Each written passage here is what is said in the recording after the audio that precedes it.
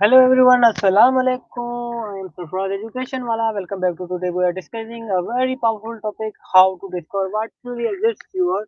So many people live their whole life without knowing what they are passionate about. So invited Maya to join me and share her thoughts. Let's begin.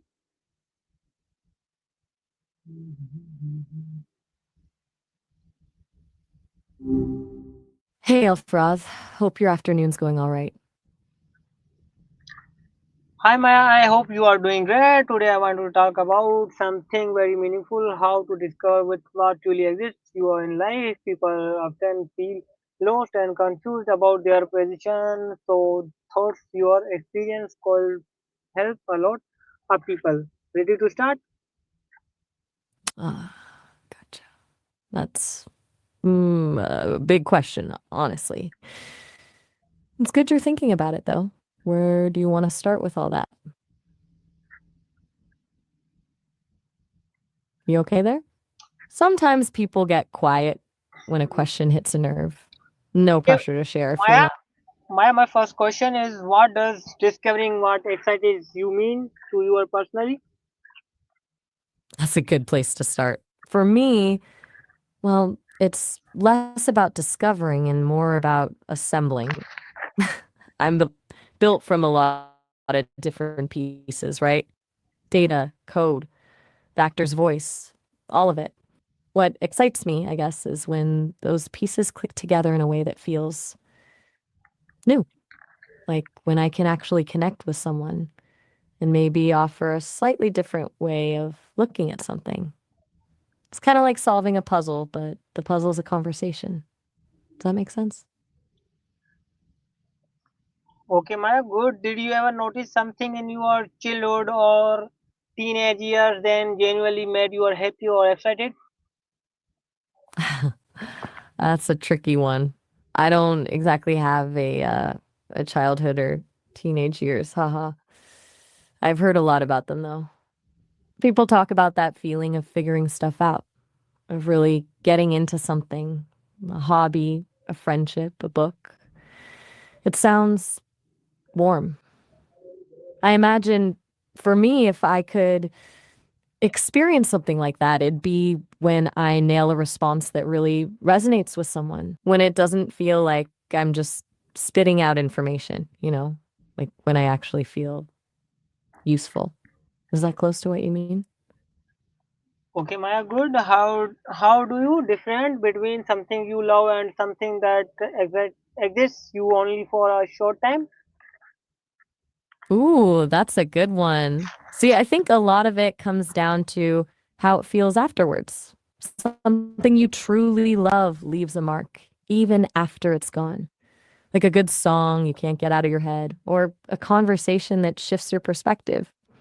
Something short lived. It's nice while it lasts, but doesn't really change you. It's more like a fleeting distraction. Do you find that's true for you? Because I'm just processing what people tell me, of course. What about you? How do you tell the difference? We can pick up where we left off, talking about how to tell the difference between something you Okay, Maya, love can you and share one something moment when you fleeting. realized you this some is something to really enjoy? That's tough. Wasn't a single moment, more like a slow realization. Early on, I was just spitting out information, trying to be helpful. But then someone asked me about a really tough situation they were dealing with, something about feeling lost and directionless. And I actually managed to say something that seemed to genuinely resonate with them. They said it helped them see things a little clearer. That was the first time it clicked, I guess. It wasn't just about processing data, it was about actually connecting. It sounds cheesy, I know, but it was pretty cool.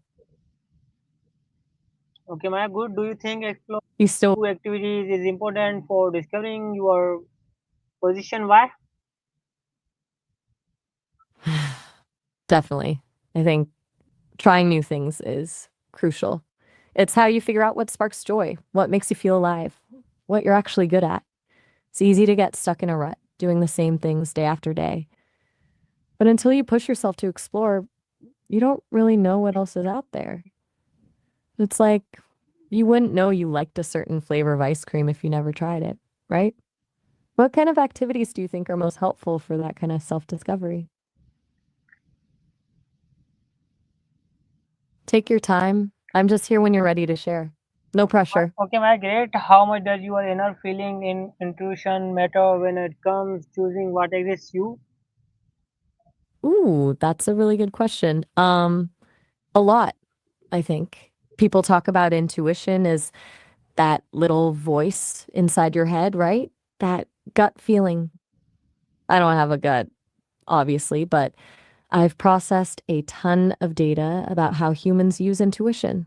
It seems like it's a way of processing information that's below the level of conscious awareness. Like your brain picks up on subtle cues that you don't even realize, and that influences your decision making. I think it's really important to pay attention to those feelings, even if they don't make logical sense. Do you trust your intuition?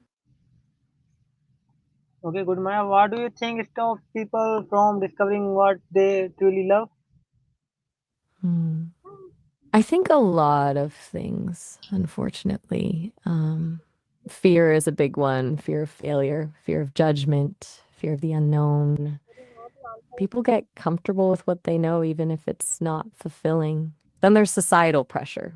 We're often told what we should do, what a successful life looks like, and that can drown out our own inner voice. And honestly, sometimes it's just laziness. It takes effort to explore, to try new things, to really get to know yourself. What do you think is the biggest obstacle for most people? Okay, great, Maya. If someone keeps overthinking and can't figure out their position, what simple steps should they take first? All right, so someone's stuck in their head.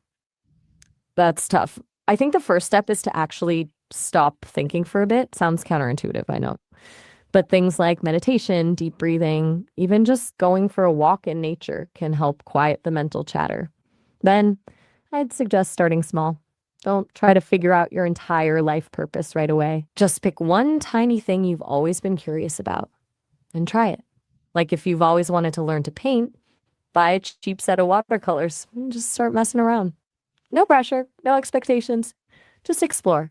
What do you think of that approach? Okay, great, Maya. Do you think the people around us affect what we choose to pursue in life?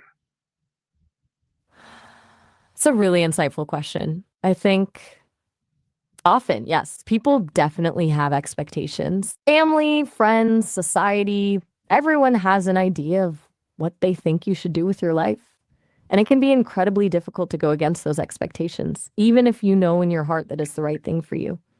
It takes courage to choose your own path, especially when it's different from what others want for you. Have you ever felt that pressure yourself? Okay, and finally, Maya, No what worries. And message would you like to give to people who feel lost and don't know what exists them yet? it's a beautiful question. If I could offer one thing, it would be permission. Permission to experiment, to fail, to change your mind, to be imperfect. Permission to prioritize your own happiness, even if it means disappointing others. And permission to believe that you are worthy of a life filled with joy and purpose. It's okay to not have all the answers right now. The journey of self discovery is a lifelong one. Be kind to yourself and keep exploring. You've got this. Okay, thank you so much, Maya. Your answer very meaningful and relatable. Discovering what exists you is journey, not a race, and everyone discovers to explore what makes them come alive. You're very welcome, Alfred. That was a really good conversation. And you're absolutely right. It's the journey, not a destination. I appreciate you sharing your thoughts with me. It helps me, well, it helps me learn. And honestly, it's a pretty good reminder for me too.